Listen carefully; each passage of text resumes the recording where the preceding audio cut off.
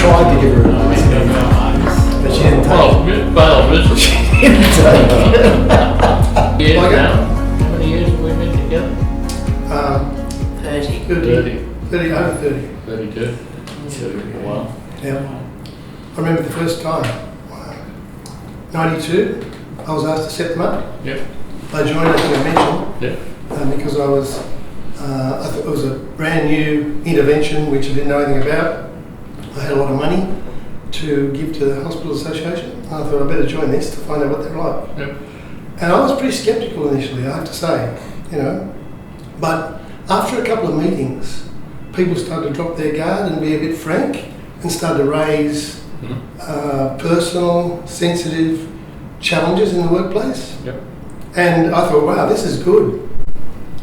And by the late 90s, when I became a deputy in 2 different departments and then a managing director of the Health Insurance Commission, for those 8 years, I found this really, really valuable.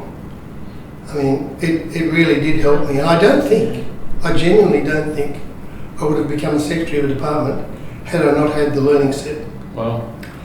Because I was pretty arrogant and very ambitious, but the learning set toned me down a bit, made me answer some really hard questions about myself and my style.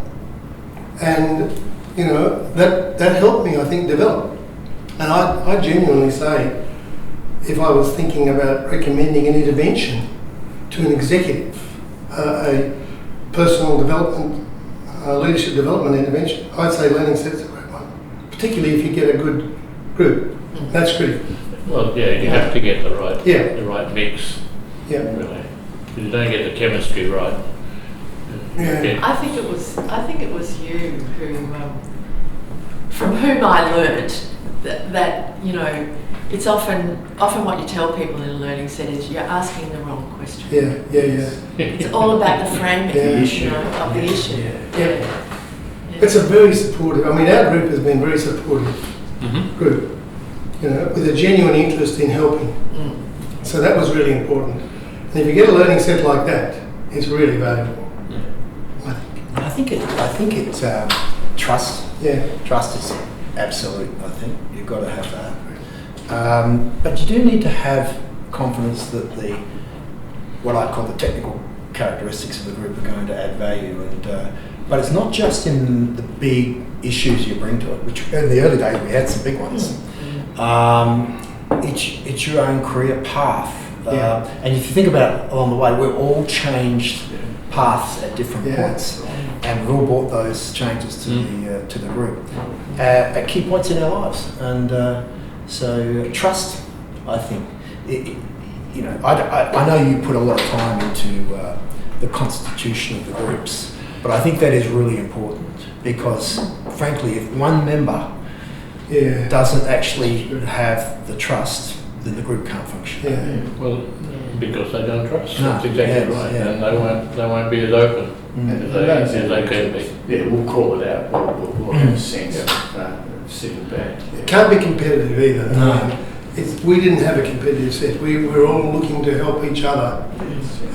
And I think we had a unique group, really. I'm sure there are lots of other groups like it, but our group was really good. Yeah, I think people just learnt from each other all the time. Just the intelligence you got about what was going on in systems, and the questions you asked about how those systems operated. You just learned so much. I learned so much initially just as a facilitator. I was a baby compared to you guys, but it was such an open environment, which leads back to your trust. When you have that trust, you can say anything. Well, some of the things that got put on the table were pretty sensitive. Yeah. That's right. But it wasn't like we were all similar to each other. No. Really different. And lots of things that we would disagree about. Lots of things to disagree about. Yeah, but for the purposes of the set, we were together. Yeah, in the context of, 25 years, that is a lifetime in itself of transitions. And you've done quite a few of them, Joe. Yeah, it became for me a precious time and Yeah. place. I looked forward to it because, you know, your judgment, your leadership judgment could be really fairly challenged. And, you know, they were really cleansing times around, I think what I thought was right, but, you know, the angles or the other latitude of thinking around how to address issues, fantastic. And for me, they became, so it was a safe place for feedback. And, you know, you're right, Jim, that transition, the transitions we've all had, we've been able and had the privilege of sharing those, whether they were personal and or professional. So, and they linked. And so I never went away from a learning set meeting other than a little bit more invigorated, even though I was tired maybe sometimes coming in. You know, the energy in the room really gave you another burst. And so I became addicted to wanting to know that we were having them. And as part of my makeup was testing the waters with trusted guys. And I got a lot out of it for that reason alone. And now I've enjoyed more latterly, the third age transition. Social aspect. Is, you guys have shared with me ahead of time movements, changes to boards, changes to sort of life and skill sets and how you'll replay. And we have the opportunity and the luxury to even talk about the world today. And reflect on that and gosh, what does that mean for current leaders and emerging leaders? I think that it's never been more important for people to go on sets. I never got a lot out of conferences, other than the networking. I never got a lot out of, focus groups and workshops. I'm not poo-pooing them, lots of people get a lot out of them, but, really you're time poor. And the sets, to me, I'm with you, Jeff. I got more out of the sets than any other single activity. Personal time. I think that's true for me as well. And I remember one time, Joe, when you told us a course of action that you were planning to take, and the entire room just about leapt across the table and said, "Do not do that." So grateful for it. They said something like that to me a few times. I do remember I was talking about different people you wanted to promote. And I remember one conversation where I was particularly picking the brains of a couple of members because I was trying to figure out something really difficult, a matter of content that I was dealing with in my work. And I knew that a couple of you had the sort of experience and the perspective on this particular thing to be able to give me an answer that I wasn't going to get from anyone else because it was sort of unspeakable. And that was really valuable, and that conversation has shaped quite a lot that's gone on ever since, actually. It's the safety of the environment that's critical. You can feel free to raise things that you could, as you say, Jeff, couldn't raise anywhere else. Or you couldn't get an honest answer. Indeed. But often really sensitive things that could do damage to your career if it was known that you were, agonising about that decision or some things like that. And in this environment, I didn't have any hesitation in raising it. Well, we didn't have a single incident, did we? No, we never had a lead. Never had a single lead. Yeah, it really did take the loneliness out of that. It did. We did have juicy gossip though. That's always a very important part of it. The insight share was amazing. Extraordinary. Well, even the gossip was helpful sometimes. Exactly. It was a critical part of it. Absolutely. But it didn't spread. And that is critical. Kevin, why did you decide that you were a facilitator? Why did you decide to join our group? Because you had quite a few groups. So what was We might have been the only ones who invited To him. start with, as a facilitator? Yeah. It was potluck. Yeah. I mean, basically it was Brian, you have these two, and Kevin, you have these two, or whatever else. Okay. And then it was just facilitate, and Owen was encouraging. Yes. So he may very well have had some influence, don't know.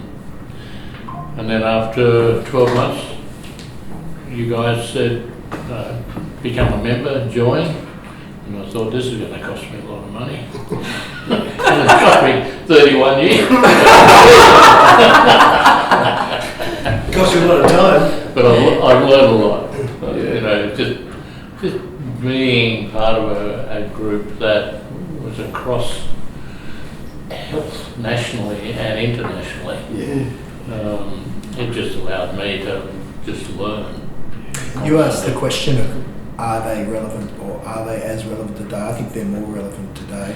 I can't think of a time in my career where everything that's happening in the industries that I'm involved in, which is largely health and human services, is more complex. There's so many disruptions and forces at work. You need, as a leader, people to talk to, be able to bounce things off of, more than ever, I think, to be frank. Every member of SETS talks about that now, about how it's more complex, just simply more difficult to be a leader, questioning whether or not they want to be a leader in the future. And so it's a place where they can talk about that, and they get support, encouragement, but that support might also be your time's come. You're absolutely right, and the best, most healthy thing for you is to get out, do something else, whatever that is. And it's interesting now how some chief executives are actually saying, can you run an in-house set program for me and my direct reports or senior managers or whatever, because I need them to work more collaboratively. I need them to work together as a group, as a team and all that. And so, we could give them some advice. Sorry? We could give them some advice. Absolutely. Does that work? Because one of the things I think about learning sets, and it's certainly the case in ours, is we came from different, we're all linked to health, but different parts of different states, etc. And so there was no, it could be freer, I think. That's true, but the design of what people are doing now is that they have a set, and they meet 3 or 4 times a year. They've got access to coaching in between the meetings. The CEs want them to solve a problem that he or she and they agree is a big issue in their own patch, and he wants them as a whole team to solve a district-wide or health service-wide problem. And it's not about writing a report, it's about implementing change. And what's happened is that they've simply become more collaborative. And as he said, I need them to work better together, not only to me, but also with each other, because they can help each other. There's so much pressure. Is it because you're giving them time? Because in the day-to-day hustle, where you get an hour here with an exec, 2 hours with a group, they have the important elements of action learning and the set, which is about the honesty and the trust being built up and all of those sorts of things. So it's interesting. They've been, amazing. You think sets for 30 years or so. There's not too many things that got that stickability. So you're getting a few of these going in organisations, the ones that internally? We over the last 12 months we were basically testing out, and we've run 5 successfully, and we're now in the marketplace talking to people on that. And we're also starting our next generation program, which is based on the set model. So we've had 30 years of being slow learners, and now we know everything. Clearly. Or we know all the things we don't know. I think it beats hands down most other interventions, like Jim said, conferences, seminars, even just one-to-one coaching. I think I've had a little bit of that. I don't think that's as good as the breadth you get from the set. I wished I could keep my brain in its current state and go back 30 years. I'd be a lot better CEO than what I was. But it's the reality of it. I think you said, Jeff, before, the ecosystem of health is so big. But in all the transitions and all the... Well, you've made multiple transitions here. I had, for the first time, hearing a state government perspective. An academic perspective from that sort of thing, the federal nuances, and the likes and dislikes of those, and how, for yourself, you'd say, never see myself wandering in that direction. You actually, I think it'd be more effective in the front line of the health service, or branding something that will improve. But I sort of, it helped me actually understand the bigger bits of the system. What I wouldn't want to touch, I wouldn't want to go. They'll edit this bit out, but you never had to worry about it, because the closer you get to the big shots in the bureaucracy, the more incompetent they look. And so you start, when you look looking for a long way away, you think, I could never do it. And then you get closer and closer and closer, you think, well, they're not that close, right? I don't know whether you found this I was never in a position where I didn't think I was a lot better than my boss. There's another thing that happens too, which is that you understand power differently, and you think that the CEO can do whatever they like, and then you're a CEO, and you realise, no, that's not what it is. You're still managing stakeholders and other sources of authority and power, so you can't. But it does come down to the points you raised about fit together. It's about the honesty within the group. Trust. It's the trust. And it is actually just obeying the one rule, which is this is confidential. And the Chatham House rule is a really important rule. And there's nothing wrong with people deciding to leave the set, because they do so of their own accord. It doesn't fit for them. It's not a method for everyone. No, it isn't. No. And we had two examples of that. Both parties. Nice and good. There you go. You had a third question, of course. There's a third question there. Is there? What advice would you give anyone? Oh, that's true. The answer's join a learning set, right? John Menedry, remember John Menedry?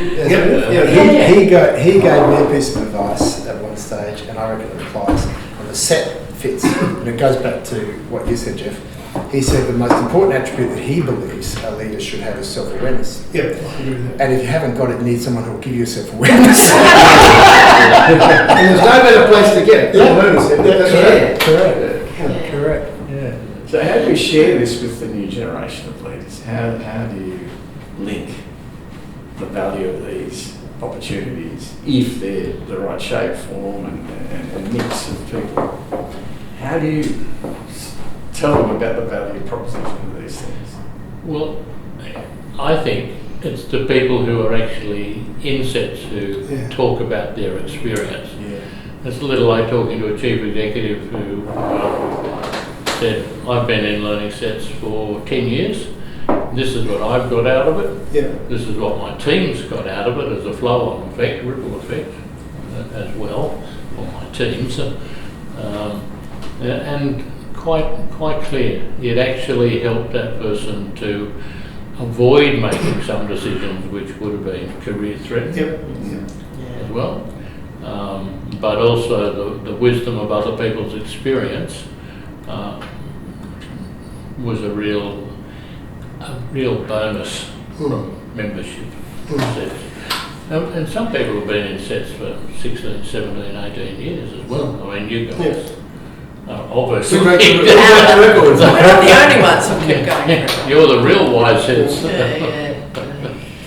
So I've run 2 sets for Aboriginal managers in health. One bunch of people in the Aboriginal community control sector, and one for people working in government, managing, middle sort of senior level managers who are Aboriginal people. And that was, but in both cases there was a research method as well as a learning method. So we would record the stories that they were telling of the problems and sort of analyse the overall content of what that was telling us about what are the difficult things for people in these settings. And I think that, the research was valuable, but I think that the people really benefited from it as well. And some of them said, this is really an old-fashioned method, isn't it? This is like a yarning circle. It's a sort of intuitive, natural kind of thing, really, but it's been given a method, and the method works. But it also works when you get people who challenge each other. Like you don't get let off the hook. People do say, No, you're having yourself on. You're not dealing with the real issue here. I remember Owen Catisse did that to me many times. I felt very bruised. The facilitator would be extremely important in many instances though, because in this set, it kind of self-facilitated, didn't it? Yeah. But that After wouldn't the first always, 2 years. yeah, it wouldn't always be the case though, would it? Yeah. No, and you do need people who are Yes. who've got enough personal insight to be able to, and who understand the challenges at levels. And if you don't get that, the group, the set tells you. Challenging is an important part of it, Yeah. I think. A really important part. It's really, we've had a couple of times we used someone, and I think they lasted 2 meetings, and the set said, pull them, or We're out of here. We're out. well, that's fair enough. Yeah. That's good. They have to fit, don't they? They have to fit with the group. I do. And you have to know when, as a facilitator, to walk away as well. How are you going with the board member sets? Are they still happening? The board sets are working really, really well.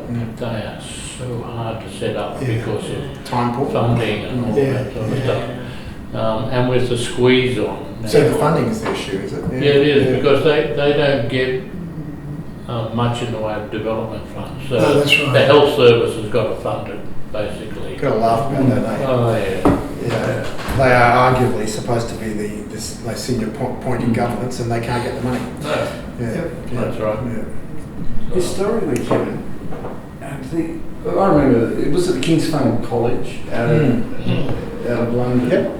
Does that mean the health sector in England or in Great Britain applied this sort of set process? Yeah. So a private sector company in Australia, yours, HardyGroup International, has been the glue to keeping these sets from a government policy or government mandate around development. It's interesting. It hasn't been government inspired. It's been private sector led. Wouldn't have lasted. And it would have lasted. I'm wondering whether it lasted in Great Britain or whether it is still a thing or ever took off. In fact, Still going. and so. Yeah, okay, so valuations out of those groups.